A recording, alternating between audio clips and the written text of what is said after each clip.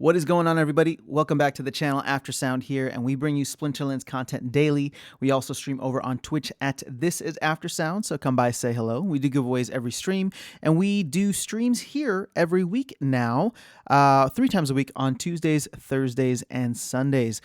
So come by, say hello, and we'll have some fun together. All right, so continuing the series for this kind of my favorite cards from Chaos Legion by Splinter, I am now looking at the fire cards. If you missed it, the last video was the neutral cards. I wanted to start there for the versatility, and so I'm going to go with fire from here on out. Now, the reason I'm starting with fire is not necessarily that it's my favorite deck to play with, although I have been having a lot of fun with it, but I do have a fully leveled up or maxed out level Tarsa for silver, which is to get her to level 4. And then the rest of the deck is almost there. So for common cards, we can start here. And you'll see that to max them out for silver, we can get to level 5. So I'm still missing some BCX on Lava Spider and Radiated Scorcher. But overall, I've been enjoying playing with them. Now, here's the deal. I rent out Jyn, so when I'm playing fire, I primarily am playing Jyn, but there are definitely times when playing Tarsa has come in super clutch. So let's go ahead and, again, we'll dive into the common cards here first and then go from there. So Antoid Platoon, great for Little League as just kind of a starter, not starter tech, but just as a tank, I mean. And, you know, not fast.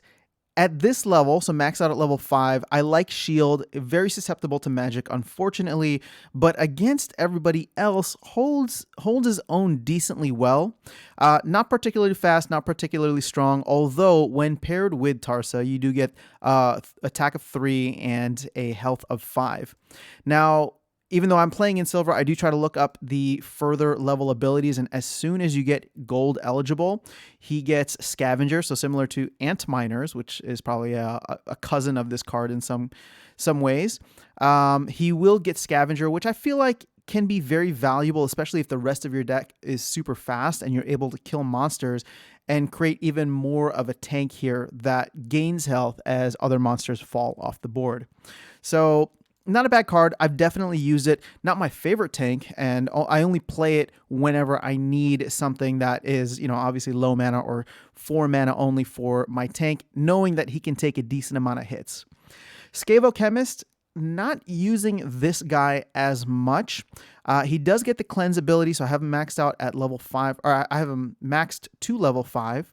Now, he could get more interesting in Gold League because he does get slow, right? Is this what it's called? Yeah, slow. So reducing the speed of enemy monsters. And then all the way maxed out, he will get headwinds, which I think is super valuable, but I'm not playing at those levels yet, and I feel like there's a select few. I feel like most folks are going to be playing in bronze and silver, and then, you know, maybe peeking ahead to gold as time goes on.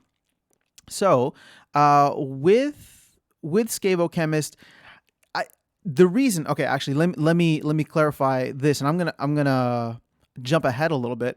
But the reason I don't play him as much is because cleanse is great primarily for me right now with the poison rule set, and seeing as I do have a Forgotten One who has immunity, most of the time I go with Forgotten One in my, you know, poison rule set decks. So if you don't have a Forgotten One, I can see this guy being used a lot more. Cleanse is super valuable, especially for only 2 mana.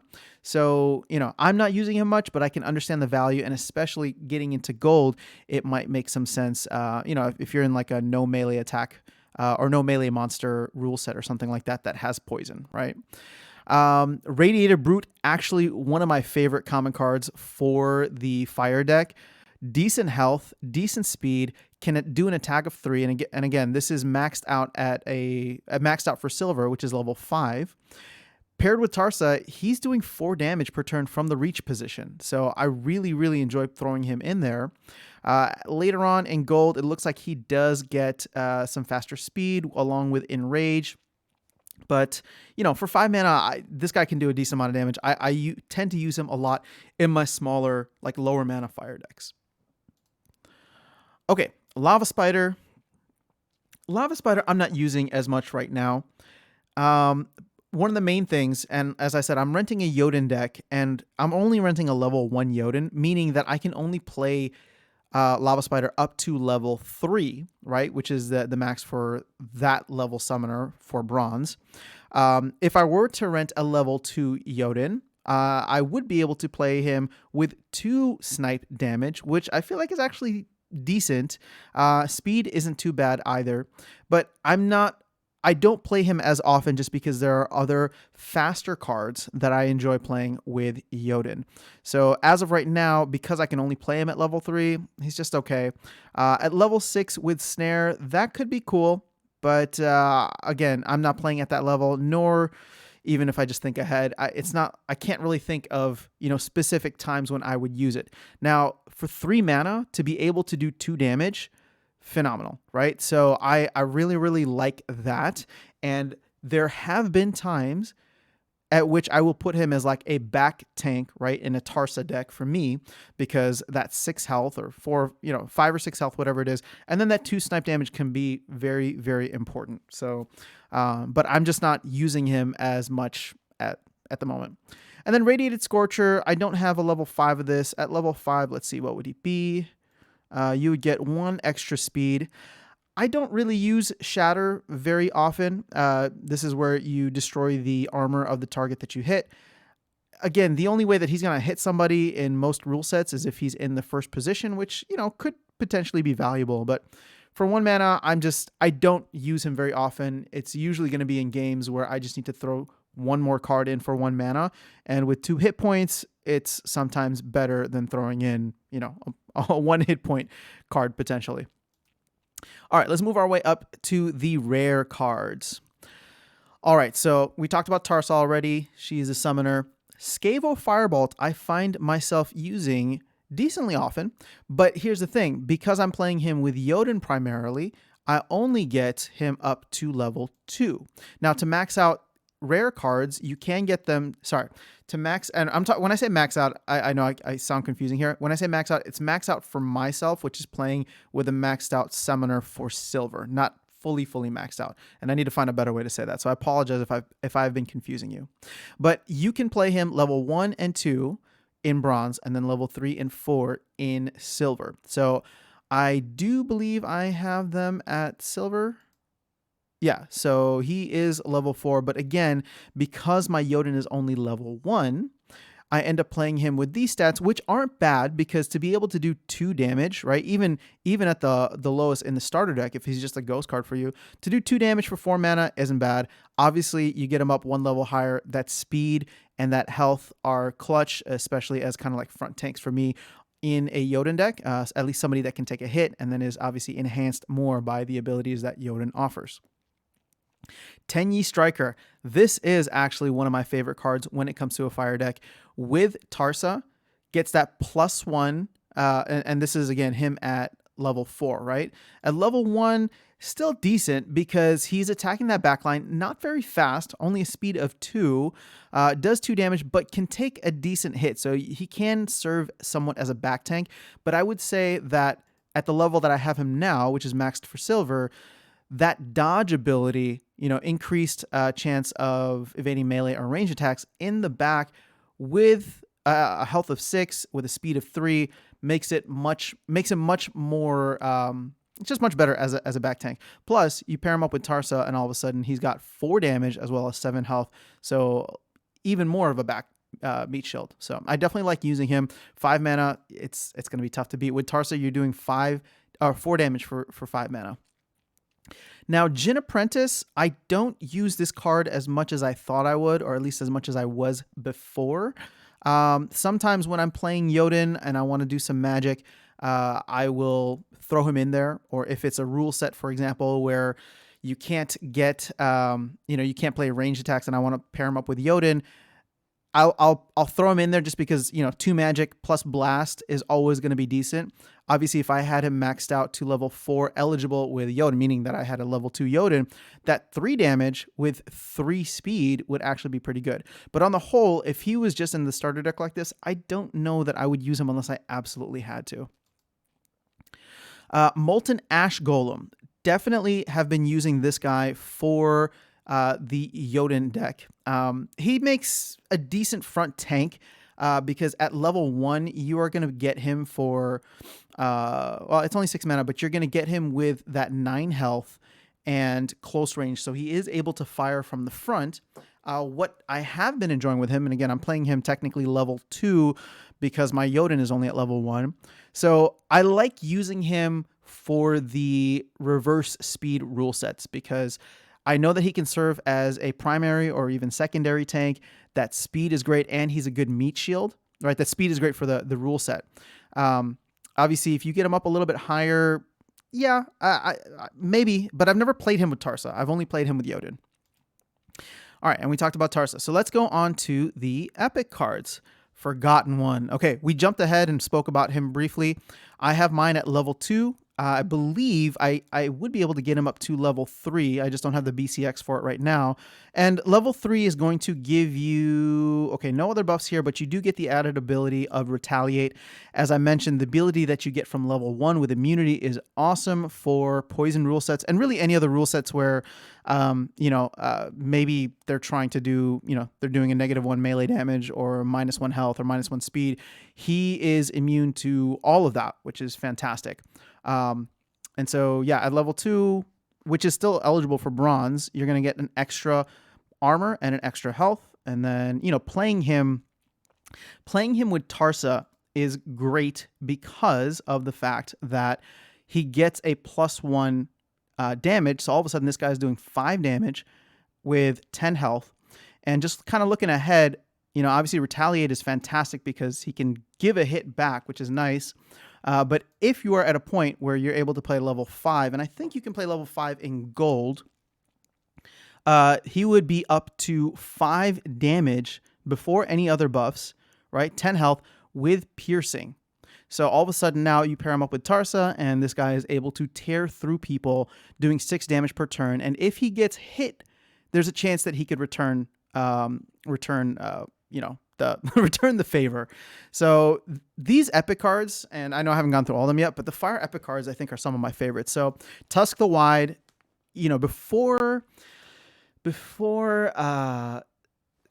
Chaos Legion came out, I was talking about how fire needed more anti-magic defense or magic offense, which we saw and which we're going to get into in the next card. But anti-magic defense is clutch just because of obviously all the magic spamming that's happening out there, either in the wild format with Ulrich or in the modern format with Obsidian. So to get him as a tank, that is a decent meat shield, and you get this ability at level 1. So let's just go to level 1. You get 12 health. He's super slow, so not the greatest in terms of an attacker, but a fantastic meat shield to soak up all of the magic damage that comes in first. So sometimes if I'm playing Jyn and I know that somebody with an Obsidian deck or an Ulrich deck coming up ahead, I will throw him up front just because I know that it's going to give me at least a turn or another turn, sometimes 2, like I said, where I would be able to then do more and more splash damage with the monsters in the back end or in the back line. Now, speaking of magic offense, we got Jyn Infernai, who I would say, at level 1 is so clutch. This guy does 3 magic damage. He's 7 mana, which is expensive, and 4 health is not that great. But 3 magic damage, 3 speed, and giant killer. So I love playing him in decks where I know that I'm going to be up against any card that is 10 mana or more. Sometimes that is Phantom of the Seas. Sometimes that is Magnor. Whatever the case is, it is awesome to be able to do 6 damage to them, magic damage. And so I really like this card. I tend to throw him into my Jyn decks just because I like to diversify the types of attacks that I'm doing. So it's not only all ranged, which is what Jyn buffs up. So I'll usually throw him in there and just have someone who can, if they're playing somebody who is very high, high mana, like 10 mana or more, Giant Killer comes into effect. But at the very least, can do that 3 damage, which is magic damage under armor, which ends up being blast with Jyn. So big fan of this card. Okay, and then finally going to the legendaries, I actually don't have. I have a Fiend, and fiends are great. For this Fiend, you get Demoralize, which I think could come in super clutch, but most people aren't going to be playing at a max out level. So to go back to this, I actually don't own an Ifrit Rising. And here's the thing, somebody's been kind enough to delegate them to me. Even though I've been delegated, I just don't find myself using him often. And, I've spoken about it during the live streams. I've spoken about it in probably some other videos. But this recharge thing, it's just not, I would say that it's worked in my favor once in maybe the, half a dozen to dozen times that I've played him. And the big issue with recharge, and I know I've probably spoken about it on other videos, is that it's very hard to time and plan for, right? Even more so kind of than Scattershot, because at least Scattershot, that damage is going somewhere every single turn.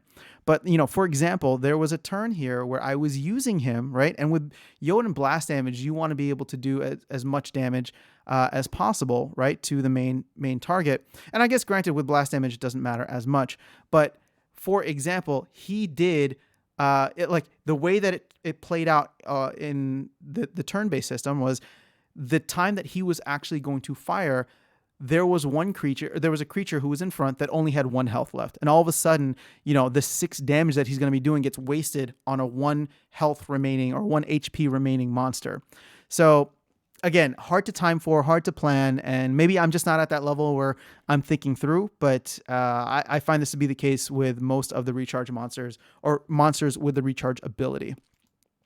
So looking across the board, I do actually enjoy playing Fire quite a bit. Obviously in the Chaos Legion only tournaments, I'm playing Tarsa, and it's been fun to play her just because, when the meta of the game is simplified and it's only Chaos Legion, there is a lot of really, really cool things that, each of these, the synergies across the board can do. Obviously, Tarsa to me is a buffed up Malric, and I think the monsters that she gets are actually quite good, especially the melee monsters, right? So even in the starter deck, or even in, the common and rare cards, like Radiated Brute and Teny Striker are 2 cards that I use very, very often because they pair very well with Tarsa. Forgotten One pairs well with Tarsa, but more so, like I said, use him for the poison rule sets. And then you got your magic defense and magic offense. So, someone had asked me, I think in the comments, that if playing Fire was my favorite. Not necessarily. And if I play Fire, like I said, I don't normally play with Tarsa, but I do have fun with them. And while they're not particularly fast, right, when it comes to some of the other decks out there, they can be quite powerful because, again, even just playing at silver, doing 4 damage from a reach position and then 4 damage on a backline with a speed of 3, it's not bad. So I think there's going to be some really, really cool synergies that we'll start to see with Tarsa along with, the rest of the Chaos Legion cards. So that's my favorite cards. I know I go through all of them, but I just like to say that my favorite cards because it gives you an idea of what I've been using a lot and what I would potentially use in the future. But for me right now, playing in silver has been good. I have no plans to move up to gold during the season. And so, yeah, we're good for now. All right, that's all I have for you guys in the video today. Thank you so much for stopping by. If you're finding this valuable or entertaining, I would really appreciate if you would consider liking and subscribing. It's a free and easy way to support the channel. We've grown this channel quite a bit in just the past couple of months that I've been posting videos. So I want to, again, take a moment to say thank you to everybody who's here and the awesome community that has started building. So it's been a lot of fun. And if you haven't caught any of the live streams, stop by sometime and say hi in person or as, in real time as possible. All right. I will catch you guys around the game and I will see you in the next video. Have a great rest of your day.